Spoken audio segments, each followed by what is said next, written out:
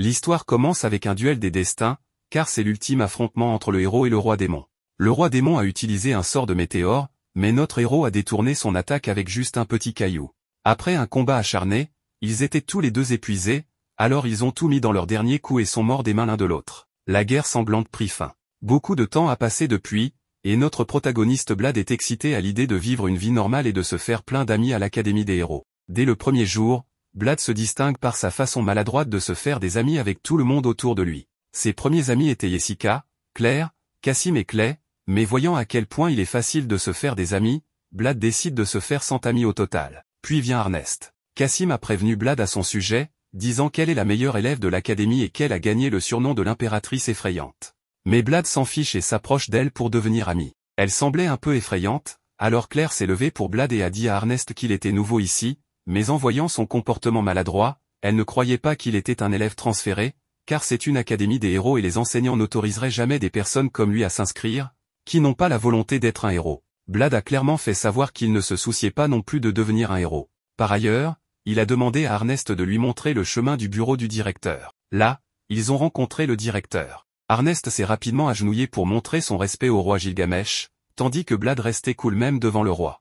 Ernest essayait de couvrir l'impolitesse de Blad envers le roi. Quant à l'ancien directeur, il a pris sa retraite et maintenant Gilgamesh va le remplacer. Cela a rendu Ernest heureuse, car elle est une fan de Gilgamesh puisqu'il est aussi un guerrier aguerri du royaume. Elle est devenue un peu agaçante, alors Gilgamesh lui a demandé de partir car il voulait parler en privé avec Blad. Gilgamesh savait que Blad est le héros légendaire et voulait l'aider à retrouver ses pouvoirs, mais Blad voulait juste être un simple citoyen et se faire des amis. Puisque le roi démon est hors du jeu, ils n'ont pas à s'inquiéter de ses pouvoirs, mais Gilgamesh ne voulait rien entendre. Blad a fini par abandonner, voyant que Gilgamesh était un roi désespéré. Ensuite, Blad est allé à l'arène d'entraînement et a rencontré à nouveau Ernest. Elle lui a dit que c'était pour les classes avancées et que ce n'était pas pour les nouveaux. Blad lui a montré la preuve avec son badge, indiquant qu'il avait été officiellement assigné à cette classe. Ernest a pensé qu'il avait dû soudoyer pour y entrer, vu qu'il n'avait aucune résolution pour être un héros. Elle l'a accusé d'avoir triché aux examens pour s'inscrire à l'académie. Même ainsi, Blad ne comprenait pas son problème, alors il a commencé à aller de l'avant pour remplir son quota de 100 amis, ignorant totalement Ernest. Elle était frustrée, alors il lui a tapoté la tête pour la calmer. Ernest s'est alors énervé, a dégainé son épée, mais Blad a esquivé comme un vrai pro. Sophie est arrivée et leur a dit de se rassembler, car c'était un ordre du professeur. Ernest a ordonné au professeur faible de lui permettre de tester les compétences de Blad. Elle a dit à Blad de simplement détruire cette armure, alors il a utilisé une compétence de la deuxième série de l'épée du dragon, qui a eu un effet si tyrannique sur les environs qu'il a tout simplement tout soufflé. Ernest et les autres ont eu un avant-goût du pouvoir de Blad. Puis Blad s'est à nouveau approché d'Ernest pour déjeuner avec elle, alors qu'elle était assise toute seule. Il a essayé d'appeler son groupe pour se joindre à eux, mais tous ont refusé, car ils avaient peur d'Ernest. Blad engloutissait son repas, et Ernest s'est excusé d'avoir douté de ses compétences, mais Blad lui a répondu qu'il ne se souvenait même pas qu'elle avait dit quelque chose de ce genre. Elle ne devrait donc pas s'en soucier. Au contraire, Blad lui est reconnaissant de l'avoir aidé, et il s'est aussi fait 5 amis dès son premier jour. Ernest était confuse, alors il lui a dit qu'elle était la 5e, ce qui a calmé sa colère. Plus tard, la nuit, elle a montré qu'elle était heureuse, car elle s'était enfin fait son premier ami. Cependant, son épée a commencé à vibrer, et elle s'est rappelé son passé. Quand elle avait 6 ans, l'épée l'avait appelée, et quand elle l'avait touchée, son corps avait changé et elle avait commencé à ressentir une soif de sang de temps en temps. Même maintenant, elle contenait difficilement son envie de tuer, et ce à cause de l'épée, dont elle est la maîtresse. Le jour suivant, Ernest a commencé à s'entraîner très dur, allant à fond avec Léonard. À un moment, elle l'a vaincu et aurait pu le tuer, mais elle a rapidement repris ses esprits. Ensuite, elle a affronté Sophie, mais cette dernière a rapidement abandonné. Ernest voulait aussi s'entraîner contre Blad, mais il était inquiet pour sa condition. Elle essayait de faire bonne figure, mais elle s'est évanouie. Blad l'a alors emmenée à l'infirmerie, et le docteur lui a dit que la cause de son évanouissement était une malédiction, hors de son champ d'expertise, et qu'elle ne pouvait rien faire. Quand Ernest s'est réveillé, elle était paniquée à l'idée d'avoir fait quelque chose de terrible. Blad lui a dit qu'il n'y avait qu'une seule chose terrible, la porter jusqu'à l'infirmerie. Ernest a défendu son poids, puis elle a voulu partir immédiatement, mais le docteur lui a demandé de se reposer. Ernest était têtu, alors Blad a pris la responsabilité de veiller sur elle. Il lui a dit qu'elle pouvait compter sur lui, mais elle continuait de garder ses distances. Blad est donc allé à une installation et a détruit presque tous les robots gardiens pour obtenir des informations sur l'épée qui rendait Ernest folle. Le nom de cette épée est Asmodeus, et c'est la raison des évanouissements d'Ernest. Le jour suivant, Blad a voulu parler en privé, et Ernest l'a mal compris, pensant qu'il s'intéressait à elle. Blad a clarifié qu'il savait l'effet que son épée avait sur elle. Ils ont donc continué la conversation à l'extérieur. Blad a découvert qu'Asmodeus avait sa propre conscience et qu'Ernest n'était toujours pas devenu sa maîtresse à part entière. C'est pourquoi elle ressentait ses effets secondaires de soif de sang. Elle lui a tout raconté, elle avait pris l'épée quand elle avait 6 ans, et depuis, elle tentait de prendre le contrôle de son corps, lui donnant constamment une envie de tuer, qu'Ernest retenait avec une volonté obstinée. Blad lui a dit de faire plier Asmodeus pour devenir sa maîtresse, mais elle craignait de se perdre dans le processus.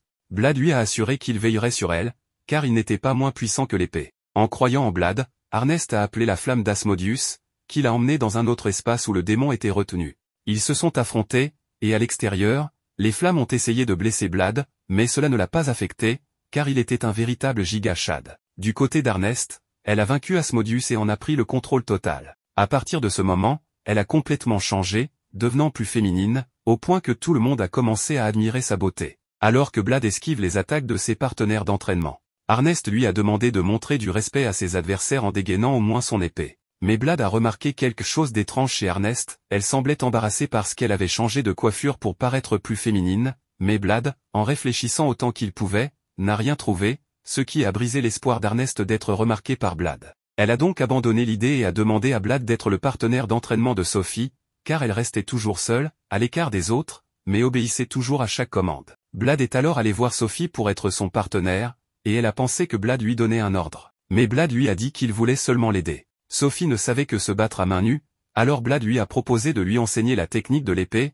mais elle pensait encore que c'était un ordre. Blad lui a une nouvelle fois expliqué qu'il voulait juste l'aider. Sophie a accepté son offre et a essayé d'utiliser une épée, mais alors que Blad s'apprêtait à lui enseigner de nouvelles techniques, la cloche a sonné, mettant fin à la période d'entraînement. Un autre jour, Sophie a essayé de se servir d'une épée, mais n'a pas réussi à trancher l'armure. Blad lui a alors montré comment canaliser son esprit dans l'épée pour la couper, de la même manière qu'elle le faisait avec ses coups de poing. Sophie a compris et a maîtrisé cela en une seule journée. En voyant ses nouvelles compétences, elle a voulu surpasser Ernest, mais Blad pensait qu'il lui faudrait encore un peu de temps pour la rattraper. Alors Sophie l'a mis à terre en un instant pour lui prouver ses compétences, et Blad a admis qu'elle n'aurait pas besoin de beaucoup de temps.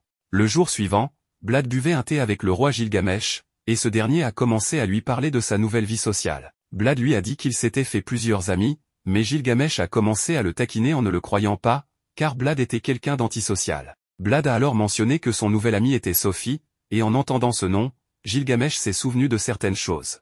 Il lui a expliqué que son but était de surpasser Blad. Gilgamesh lui a aussi parlé d'une organisation qui avait commencé un projet pour créer un héros artificiel. Ils avaient pris un humain pour leur projet et avaient créé 12 copies pour des expériences.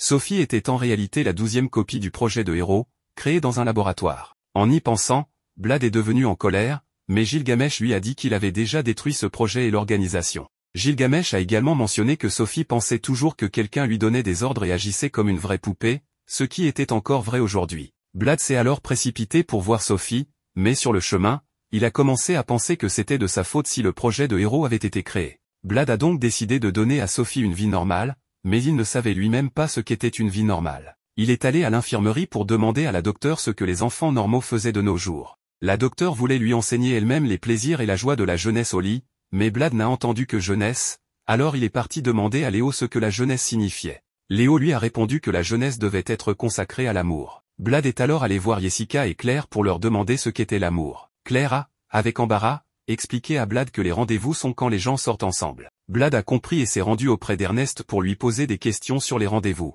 Elle s'est de nouveau sentie gênée et lui a dit que les couples passent du temps ensemble, main dans la main.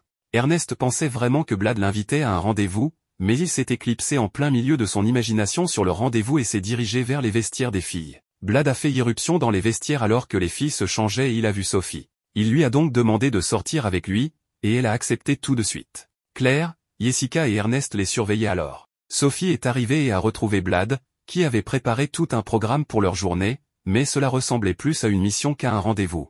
Ils ont commencé leur rendez-vous, qui se déroulait assez normalement, mais les 3 autres filles les surveillaient toujours. Blad et Sophie se sont ensuite rendus à l'arcade et ont détruit le jeu de frappe, ce qui a obligé Ernest à payer les dommages.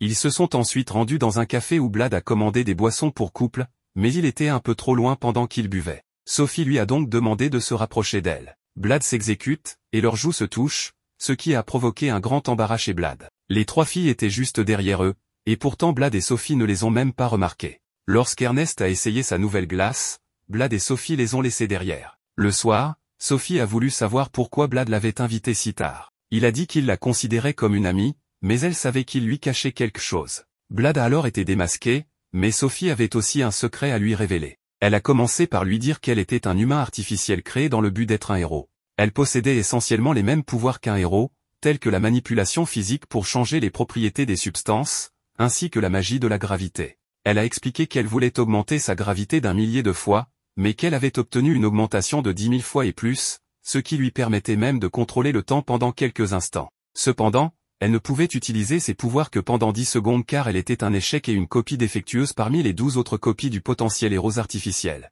En entendant cela, Blad a confessé qu'il était le légendaire héros. Il s'est excusé auprès d'elle parce qu'elle était née avec ses pouvoirs à cause de lui. Blad lui a expliqué qu'il n'avait jamais voulu avoir ses pouvoirs, mais qu'il s'était manifesté en lui quand il avait 3 ans. Depuis, il tuait des monstres et sauvait des gens, mais il ne pouvait pas sauver chaque personne, ce qui faisait que d'autres le blâmaient toujours pour son incompétence, le rongeant de l'intérieur. Même maintenant, Blad était toujours déprimé à cause de son passé, mais Sophie lui a dit qu'après avoir été sauvée par le roi, elle avait voyagé à travers le monde et entendu de nombreuses choses incroyables sur le grand héros. Elle ne se souciait pas d'être née comme une copie, au contraire, elle était heureuse de cela, car cela lui permettait de devenir comme Blad. Cette conversation sincère a allégé le fardeau qu'ils portaient dans leur cœur, et maintenant ils avaient un mignon secret que seul chacun d'eux connaissait. Après cela, tout était normal et Blad dévorait son déjeuner. En voyant qu'il avait de la nourriture sur le visage, Sophie s'est occupée de lui, mais en les voyant si proches, Ernest est devenue jalouse. D'autres amis ont rejoint leur groupe, et Jessica, arborant sa nouvelle tenue, a demandé à Blad ce qu'il en pensait.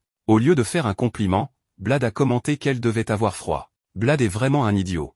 Léo est intervenu pour complimenter les filles, mais elles ne lui ont pas prêté beaucoup d'attention. Ensuite, Ernest a demandé à Blad ce qu'il pensait de la bête magique que le roi avait amenée à l'école pour l'entraînement, mais Blad se moquait de ce que Gilgamesh avait pu faire. Tout à coup, l'académie a commencé à trembler à cause des pas de cette énorme bête magique. Blad et son groupe sont donc sortis de la cantine pour voir ce qui se passait. Ils ont découvert que la bête magique était un dragon qui causait des ravages. Blad s'est approché de lui avec son assiette, a sauté au-dessus de sa tête et l'a mis à terre. Ernest était surprise que Blad ait pu battre un dragon d'un seul coup. Blad a alors expliqué que ce dragon n'était encore qu'un enfant, donc ce n'était pas un gros problème. Ensuite, Blad a donné son curry à ce petit dragon, qui a craché du feu à cause de l'épice. Les spectateurs étaient choqués que Blad ait mis à terre un dragon en un seul coup, mais il a essayé de minimiser l'événement, en prétendant que ce n'était rien de spécial, juste un bébé dragon. Cependant, l'expression de leur visage montrait qu'il n'était pas dupé que son essai de se faire passer pour un humain normal avait échoué. Puis le dragon a commencé à briller et s'est transformé en une petite fille qui a pris Blad pour son père. Blad pensait que le dragon était parti et que cette fille était simplement perdue. Ernest a alors dit à Blad que cette petite était en fait le dragon, mais il n'a pas voulu la croire. Sophie a alors confirmé les dires d'Ernest, et il a finalement cru.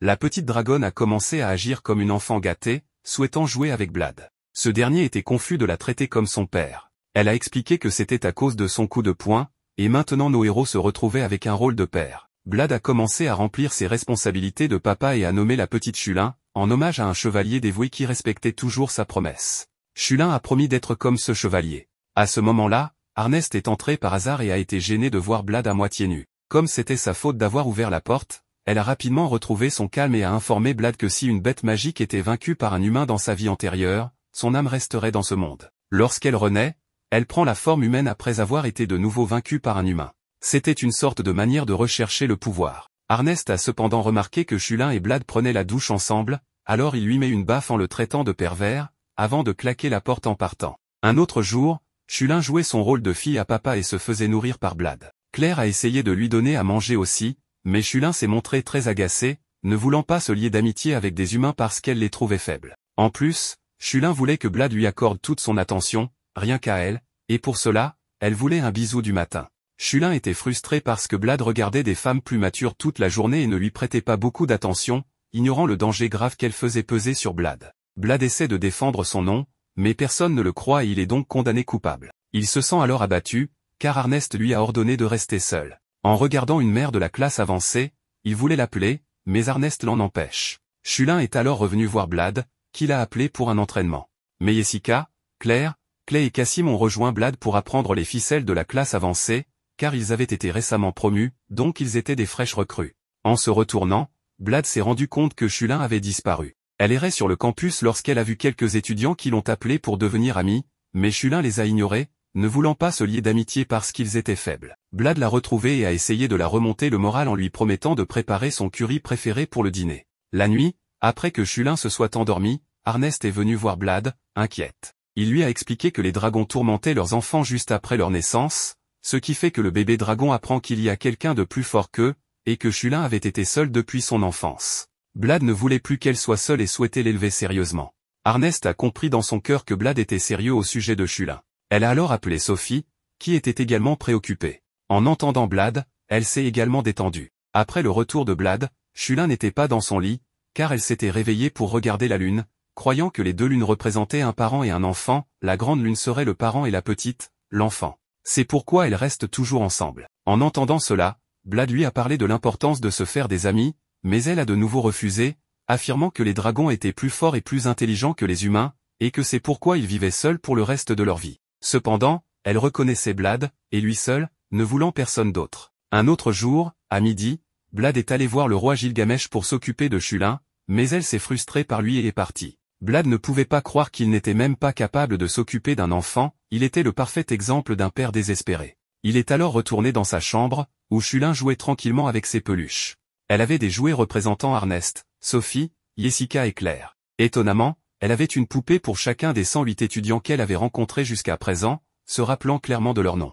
Blad n'en croyait pas ses yeux et commençait à s'en vouloir. Ernest a dû l'arrêter, lui disant que les dragons ne reconnaissent personne de plus faible qu'eux, mais qu'ils se sentent également seuls et souhaitent des amis. Elle lui a conseillé de demander de l'aide à quelqu'un et de compter sur les autres, lui rappelant comment Blad l'avait aidé avec sa malédiction. Blad a compris, et Ernest l'a emmené à l'arène d'entraînement. Là, Blad a demandé aux autres de vaincre Chulin en combat pour devenir ses amis, mais tout le monde savait qu'il n'avait aucune chance contre un dragon. Blad et Ernest se sont mis à genoux et ont supplié, et avec eux, toute la classe avançait à demander leur aide. En les voyant, les étudiants ont accepté de se préparer à combattre Chulin, tandis que Gilgamesh se contentait de regarder le spectacle, sachant que cela constituerait un excellent entraînement pour les étudiants. Voyant que tous ces étudiants ne pouvaient pas la refuser et avaient décidé de combattre Chulin pour en faire leur ami, leur combat commence. Dès le début, Chulin a pris l'avantage, mais Ernest utilise ses flammes pour la distraire un instant et dit aux autres de se rappeler de leur entraînement. Tout le monde se regroupe pour former une défense autour d'elle, mais Chulin détruit facilement leur flanc droit. Pourtant, il ne renonce pas et continue de se battre avec persistance, attaquant ses angles morts. Le roi Gilgamesh observait leur combat et dit à Blad que leurs attaques ne feront pas de dégâts à Chulin à cause de ses écailles de dragon. Comme Gilgamesh l'avait prédit, Chulin a mis hors jeu plusieurs étudiants, et il pense que le combat va se terminer en faveur de Chulin.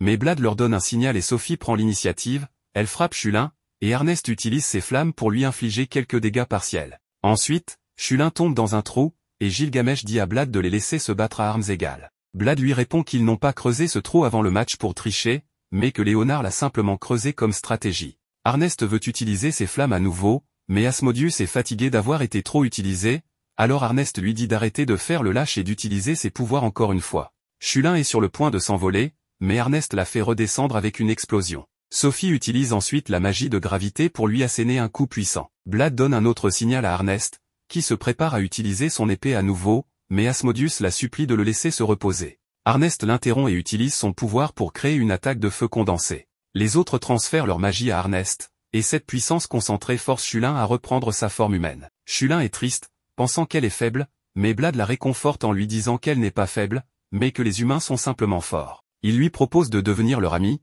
ce que Chulin accepte, et tout le monde accepte avec joie. Quelques jours plus tard, les filles se relaient pour s'occuper de Chulin, car elles ne peuvent pas résister à son côté trop adorable. Mais Blad remarque un changement chez Ernest. Les autres essaient de changer de sujet et disent à Blad de ne pas prononcer le mot interdit, mais Blad, étant honnête, lui dit qu'elle a grossi. En entendant cela, Ernest s'enfuit en pleurant et déclare qu'elle ne veut plus être amie avec Blad. 3 jours passent sans nouvelles d'Ernest. Blad pense avoir ruiné son amitié avec elle et veut s'excuser, mais les autres l'empêchent d'y aller seul, sachant qu'il empirerait encore les choses. Alors, ils vont tous ensemble dans sa chambre, mais Ernest ne répond pas à leurs appels. Jessica force la serrure et entre. La pièce est sombre et il voit Ernest en train de pleurer, mais soudain, Chulin saute à l'intérieur. Alors ils ont allumé la lumière et ont vu qu'Ernest était en train de grignoter ses sucreries. Ils ont découvert le chulénable derrière son surpoids. Ernest explique qu'elle ne peut pas contrôler sa faim après leur combat avec Chulin, ce qui l'a mise dans cet état. Blad lui demande alors s'ils ne sont plus amis, mais Ernest refuse et lui dit qu'ils sont toujours amis, ce qui soulage Blad. Il était sur le point de partir, mais Claire et Jessica l'ont arrêté. Elle voulait que Blad la complimente, alors Blad a fait ce qu'elle voulait, mais il a empiré les choses en étant trop honnête à son sujet. Alors Léo essaie de gérer la situation en disant qu'il serait toujours loyal même après son surpoids, mais Ernest l'a interrompu car il avait encore plus aggravé les choses. Cette fois, Blad comprend la situation et s'approche d'Ernest. Il lui dit de les laisser l'aider avec son problème de poids en faisant de l'exercice, et Ernest accepte, mais elle continue de grignoter ses sucreries. Puis Ernest suit le conseil de Blad et le suit pour faire de l'exercice. Elle essaie sans relâche de perdre du poids, et Chulin l'encourage. Claire et Jessica réduisent ses calories pour l'aider de leur côté. Ensuite, Ernest passe du temps dans un sauna pour brûler de la graisse, mais son poids reste le même. Ses amis lui disent de ne pas perdre espoir. Blad entend ses pleurs et essaie de voir ce qui se passe, mais il est accusé d'être un pervers. Puis Ernest a une autre idée. Elle emmène Blad à l'arène pour qu'il l'aide. Elle appelle alors son épée, Asmodeus, qui répond à son appel, et Ernest est englouti par les flammes. Les flammes deviennent plus grandes et d'autres arrivent pour vérifier ce qui se passe, mais Ernest avait complètement changé car Asmodeus avait pris le contrôle de son corps. Asmodeus se vantait de devenir une existence imbattable avec le corps d'Ernest, mais Ernest, de l'intérieur, lui dit qu'elle l'a appelé pour brûler sa graisse. Asmodeus comprend et lui dit que cette forme consomme au moins 1 million de calories par heure pour maintenir sa puissance. Ernest est ravi d'avoir trouvé un raccourci pour perdre du poids, mais elle brûle trop de calories et a une faim insatiable. Elle perd le contrôle et pense à manger Blad, alors Blad utilise sa troisième technique de l'épée, mais seulement la version Air Impact, pour éteindre ses flammes. Ernest retrouve alors sa silhouette normale et sa lucidité, mais après un certain temps, elle reprend du poids et ses efforts sont réduits à néant. Elle leur dit qu'elle peut retrouver sa silhouette avec le tour d'Asmodeus, mais ses amis savent qu'elle utilise cela comme une excuse pour continuer à manger ses sucreries. L'histoire progresse, avec Blad qui avait récupéré 30% de sa puissance, mais le docteur l'avait averti de ne pas utiliser plus de 15% de sa puissance, sinon il risquerait de mourir. Dans le couloir, Claire présente son amie Maria, mais Blad la connaît déjà, car il a vu à quel point elle était maladroite en combattant contre Chulin, ce qui lui cause des dégâts émotionnels. Maria révèle qu'elle n'a qu'un seul souhait, mourir de la main de Blad si elle perd le contrôle. Maria avoue honnêtement qu'elle n'est pas humaine, mais Blad savait déjà qu'elle était un démon. Elle a une puissance en elle qui échappe trop facilement à son contrôle. Elle était orpheline et a travaillé dur pour entrer à l'académie. Tous les élèves se sont donc réunis pour la soutenir, et ils se rendent à l'arène. Claire et Jessica activent la barrière, et Blad dit à Maria de libérer sa puissance pour apprendre à la contrôler. Ernest est le meilleur exemple vivant de cette méthode, alors Maria enlève ses artefacts qui scellent son pouvoir. Chaque métal double le sceau précédent, mais le médaillon qu'elle porte scelle 10 fois plus de puissance que les autres sceaux. Maria est sur le point de l'enlever, alors Ernest essaie de l'arrêter, mais le sceau se brise, et la puissance de Maria se libère. Une personnalité différente prend le contrôle de son corps, et elle révèle sa forme démoniaque. Cependant, elle n'est pas un démon ordinaire, elle montre l'emblème du roi démon. Ernest essaie d'abord de la maîtriser, mais elle est repoussée. Sophie et Chulin font une attaque combinée pour la battre, mais Maria est trop puissante, et rien ne semble fonctionner. Elle bat tout le monde, alors Blad devient sérieux, mais même son attaque n'a aucun effet sur elle. Blad continue de se battre, mais son épée ne tient pas longtemps et se brise. Ernest arrive alors difficilement jusqu'à Blad et lui donne son épée. Asmodeus forme un contrat temporaire avec Blad, car Ernest l'avait souhaité. Pourtant, Maria reste calme, pensant que cette épée ne lui fera aucun mal. Blad libère alors sa puissance, et Asmodeus ne peut pas supporter une telle énergie. Cependant, Blad l'ignore et attaque Maria. Elle crée un bouclier, pensant que cela ne l'affectera pas, mais tragiquement, le bouclier se brise et elle est vaincue. Blad a utilisé trop de puissance, et l'impact a légèrement affecté les autres. Blad s'évanouit ensuite, ayant utilisé 30% de sa puissance, mais le docteur lui sauve la vie juste à temps. Inquiète pour Blad, elle lui fait promettre de ne plus utiliser son pouvoir de manière imprudente. Quant aux autres, ils sont tous sains et saufs, et Maria s'est transformée en un joli papillon. Elle découvre que Blad est le héros, mais Blad l'empêche de révéler son identité. Maria est heureuse d'avoir trouvé la faiblesse de Blad. Blad pense qu'elle est Maria, mais elle clarifie que Maria est une personnalité différente d'elle, et elle lui dit qu'elle n'a pas de nom. Ensuite, Gilgamesh informe tous les étudiants qu'ils savaient qui était Maria et connaissaient son passé, elle est la fille du roi démon. Cependant, sa mère était humaine. Les autres élèves ont encore peur d'elle, mais Soma leur dit que ses pouvoirs sont scellés, donc elle ne peut rien faire en ce moment. En revanche, elle aime être une élève, car cela lui permet de porter une jupe courte et de mettre KO les idiots. Claire s'inquiète pour Mira, car elle ne s'est toujours pas manifestée après tout ce temps, mais la nuit, Mao rejoint Blad pour aller à un rendez-vous. Elle saisit Blad et s'envole dans le ciel. Blad est curieux de connaître son âge, mais elle est une personnalité éclatée et s'est éveillée il y a environ 5 ans, donc cela devrait être son âge. Cependant, Blad se rappelle que ce n'est pas poli de demander l'âge d'une dame. Il était cependant inconscient qu'il ne la considérait pas comme une fille jusqu'à maintenant. Néanmoins, elle dit à Blad qu'elle est restée à l'académie uniquement pour lui. Elle aimait l'atmosphère de l'académie, mais elle est semblable à un dragon, donc elle est attirée par la force par nature. Pourtant, Blad est faible en ce moment, mais elle se sent quand même attirée par lui, un sentiment qu'elle ne peut pas expliquer. Elle se souvient de la puissance de Blad, le grand héros, alors Blad lui dit qu'il ne peut utiliser que 15% de sa puissance pour le moment.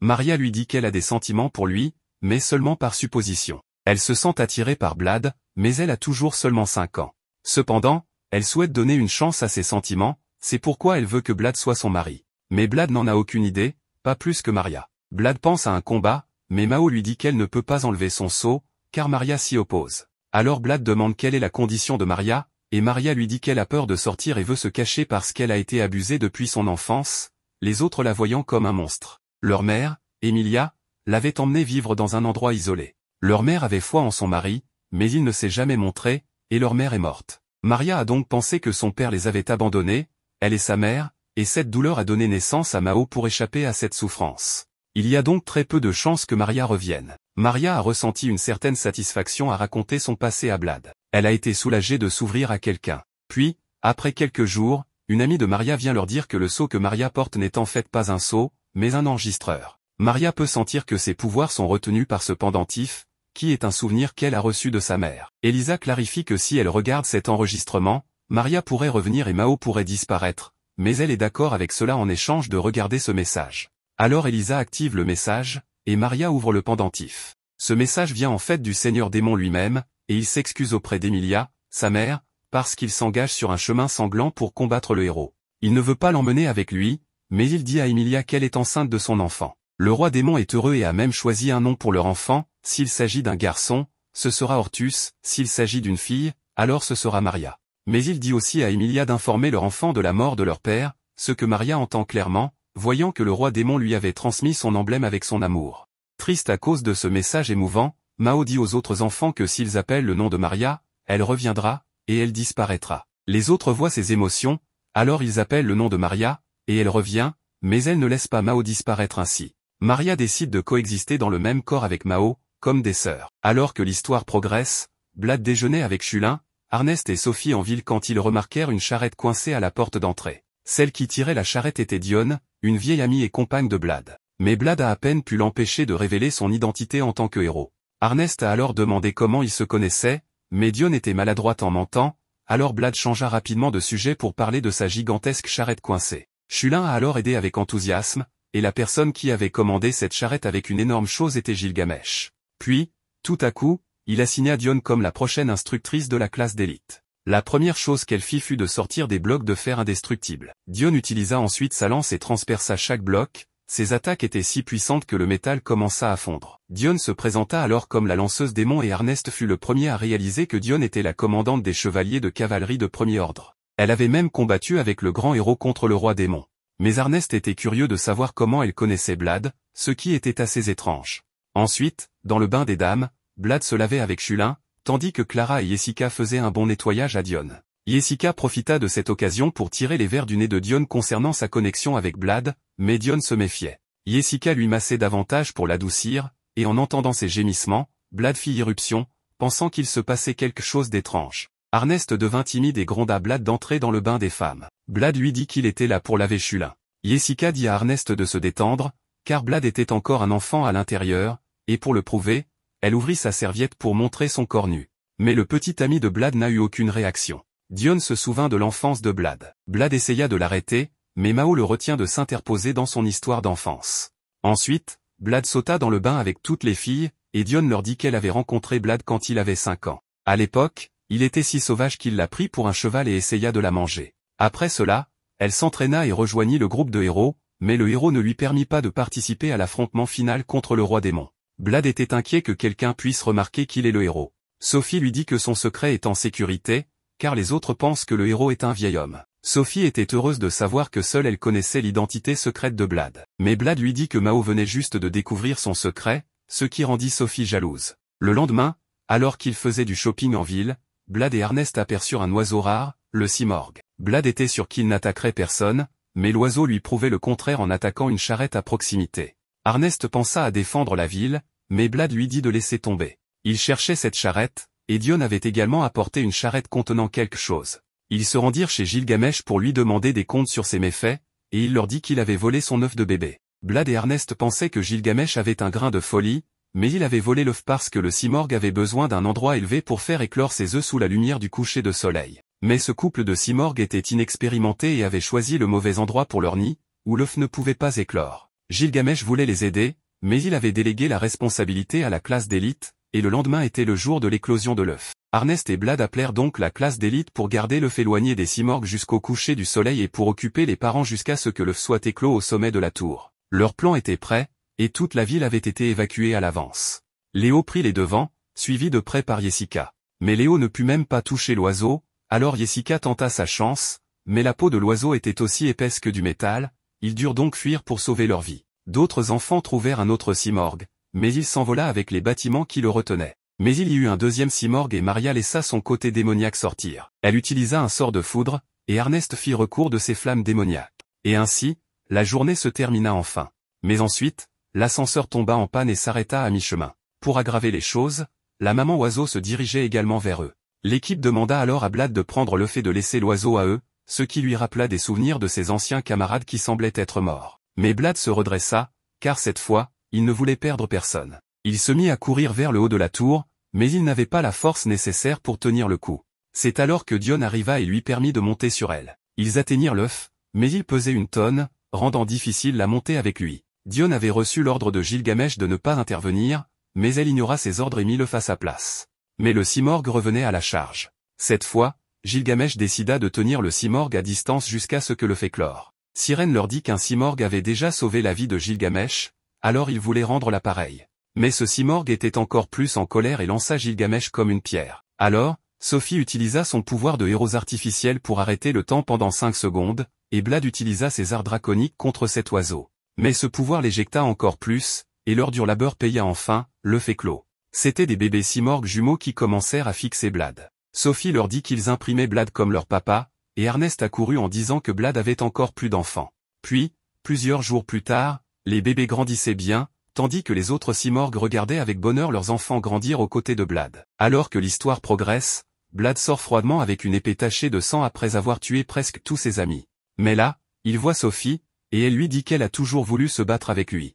Elle utilise son pouvoir du temps et frappe Blad à tous ses points faibles, mais Blad ne subit pas la moindre blessure et la maîtrise, lui disant qu'il a utilisé un sort pour rendre son corps aussi solide que l'acier. Il poignarde alors Sophie et la tue, ainsi que tous les autres. Blad s'ennuie alors de tuer et appelle Gilgamesh. Il apparaît à l'écran et demande s'il s'amuse dans cette réalité virtuelle. Gilgamesh a fait cela pour entraîner la classe d'élite dans une expérience de combat réel jusqu'à ce qu'il ne reste qu'une seule personne dans cette réalité virtuelle. Mais cette réalité virtuelle était si réaliste que personne ne pouvait distinguer la réalité, alors Blad voulait rendre les choses plus faciles pour les autres afin qu'ils puissent faire la distinction entre la réalité et le monde virtuel, sinon quelqu'un pourrait vraiment croire que le monde réel est aussi une réalité virtuelle et massacrer ses amis. Gilgamesh comprend cela et modifie les paramètres pour transformer le monde en un pays des merveilles rempli de sucreries. Pendant ce temps, Ernest a tué Léo et est devenue folle de soif de sang. Elle était devenue folle juste pour tuer Blad. Cependant, notre frère regardait calmement le spectacle entre Claire et Jessica contre Cassim et Clay. Les deux garçons étaient convaincus qu'ils gagneraient encore une fois,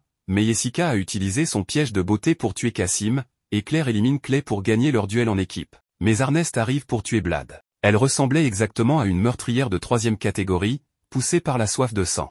Blad l'a donc aidé et a accepté la responsabilité de lui remettre les idées en place si elle perdait à nouveau la raison comme ça. Blad se souvient de sa promesse et Ernest se précipite pour l'attaquer, mais Blad bat tout le monde simplement en balançant son épée dans l'air sans arrêt. Puis, Blad se réveille normalement et Gilgamesh savait que ce serait le résultat. Cependant, Ernest se plaint comme une enfant de son comportement de tueuse de niveau D, et Blad ajoute de l'huile sur le feu en l'imitant. Gilgamesh trouve que c'était une idée brillante de leur faire vivre cette expérience, alors Blad arrive et configure un niveau de démon avec la difficulté maximale et l'active. Gilgamesh pense que Blad veut jouer lui-même, mais en réalité, c'était pour punir Gilgamesh. Blad demande à Sirène de ressusciter Gilgamesh encore et encore jusqu'à la tombée de la nuit, et Gilgamesh vit son pire cauchemar. Ensuite, Cassim et Clay boudent parce qu'ils ont perdu contre les filles. Blad leur dit franchement que les filles se sont entraînées dur, tandis que les garçons ont pris ça à la légère en s'amusant. Après cela, Dion finit de construire une source thermale et toute la classe d'élite s'y plonge pour se détendre. Tout le monde porte un joli maillot de bain,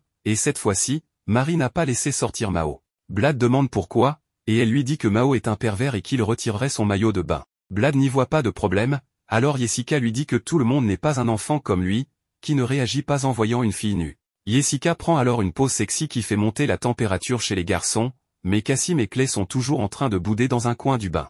Blad remarque qu'Ernest n'est nulle part. Elle finit par sortir, toute timide. Mais Gilgamesh arrive et montre ses gros muscles pour dire à Ernest qu'elle devrait retirer sa serviette. Gilgamesh est totalement d'humeur à voir Ernest et les filles en maillot de bain, ce qui met les filles mal à l'aise. Les garçons étaient de son côté, et Jessica a dit à Ernest de laisser tomber la serviette. En entendant cela, les garçons étaient impatients de voir l'impératrice en maillot de bain, et Gilgamesh était aussi hors de contrôle. Alors Sirène l'a assommé avant que le spectacle ne devienne censuré. Finalement, Ernest a enlevé sa serviette, et Blad est resté sans réaction. Ensuite, Jessica et Claire se sont rapprochés des garçons pour les réconforter, mais au lieu de cela, Claire a remué le couteau dans la plaie. Claire s'est excusée d'avoir gagné, ce qui a touché leur fierté masculine. Alors, un soir, Blad était avec Cassim et Clay. Clay dit qu'il ne veut pas perdre face à Jessica parce qu'il a un faible pour elle, mais Blad les a interrompus en disant qu'il l'aime aussi, ainsi qu'Ernest, Sophie, Marie, et Mao. Mais il ne parlait pas de ce genre d'amour. Cassim explique comment il aime Claire d'une manière différente, mais Blad ne comprend toujours pas. Clay lui explique qu'il aime Jessica parce qu'elle est insouciante et gentille, mais Blad ne comprend toujours pas. C'est alors que Chulin passe en entendant leur conversation et leur donne l'idée d'impressionner leur crush. Elle leur dit de devenir plus forts parce que les filles aiment les hommes forts. Cassim et Clay y croient, et Chulin leur dit de s'entraîner sous les ordres de Blad. De l'autre côté, les filles faisaient une petite fête, mais Jessica et Claire étaient toujours préoccupées parce que Cassim et Clay les évitaient. Claire pense alors à écouter intentionnellement ce que les garçons disent, mais Sophie et Ernest lui disent d'abandonner l'idée, sinon elles ne s'en remettront pas. Puis Chulin arrive et leur dit de devenir plus fortes parce que les hommes sont attirés par les filles fortes. Cependant, Jessica et Claire disent qu'elles ne sont pas intéressées par Cassim et Clay, alors Claire dit à Jessica de sauter l'entraînement pour permettre aux deux garçons de les rattraper. Ensuite, Cassim et Clay s'entraînaient intensément sous la direction de Blad pour impressionner les filles, et après quelques jours dans le monde virtuel, le combat en équipe commence. Blad et Ernest les encouragent pendant le combat. Les garçons tiennent bon et repoussent les filles en utilisant leur esprit combatif. Ernest pense alors que Blad leur a enseigné cela, mais Blad lui dit que ces deux-là utilisaient leur pouvoir d'esprit inconsciemment, et qu'il les a simplement aidés à prendre conscience de leur pouvoir. Cependant, Ernest avait également enseigné aux filles l'utilisation du pouvoir d'esprit. Finalement, Cassim et Clay se sont encore une fois fait battre par les filles, mais cette fois, les garçons n'avaient pas de rancœur et ont choisi de se concentrer sur leur entraînement.